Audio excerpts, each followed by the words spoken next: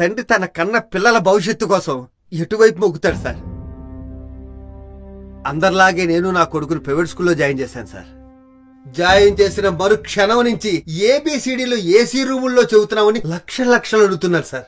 నెల తిరగకుండా వచ్చే ట్యూషన్ ఫీజులు, నెల తిరిగితే వచ్చే ఎగ్జామ్ ఫీజులు, 3 నెలలకు ఒకసారి వచ్చే టర్మ్ ఫీజులు, 6 నెలలకు ఒకసారి వచ్చే సెమిస్టర్ ఫీజులు, సంవత్సరానికి ఒకసారి వచ్చే బిల్లింగ్ ఫండ్స్, వాటర్ ఫీజులు.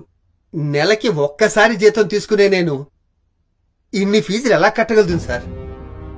దీనికి తోడు యూనిఫామ్లు, టైలు, షూలు, టెక్స్ట్ బుక్లు, నోట్ బుక్లు, గైడ్లు, బ్యాగులు.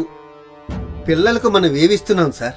బరువులు మోయలేని వయసులు వాళ్ళవి, ఆ బాధ్యతలు మోయలేని బతుకులు మావి. 50 రూపాయలు ఖరీదు చేసే కిలో బియ్యాన్ని రూపాయికి అందిస్తున్నారు సార్. Hats off sir. మా ఆకలి తీరుస్తున్నారు, కానీ మా కోరికలు తీరట్లేదే, మా బతుకులు మారట్లేదే.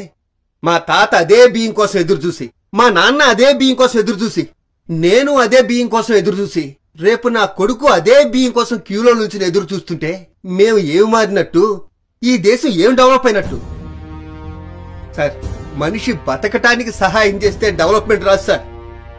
మనిషి ఎదగటానికి సహాయం చేస్తే డెవలప్మెంట్ వస్తుంది.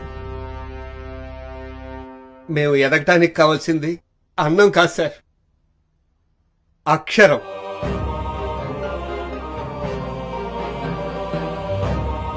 ఆ అక్షరం మాకు అందకుండా ఎక్కడో అంతరిక్షంలో దాకుంది సార్.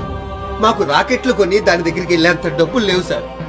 గవర్నమెంట్ స్కూల్లో పనిచేస్తున్న టీచర్స్ కూడా వాళ్ళ పిల్లల్ని ఆ స్కూల్లో జాయిన్ చేయట్లేదు సార్. అంతెందుకు సార్, గవర్నమెంట్ జీతాలు తీసుకుంటున్నారే జడ్జీలు, ఎమ్మెల్యేలు, ఎంపీలు, ఐపీఎస్లు, ఐఏఎస్లు, ఎవ్వరూ వాళ్ళ పిల్లల్ని ఆ గవర్నమెంట్ స్కూళ్ళలో జాయిన్ చేయట్లేదు సార్.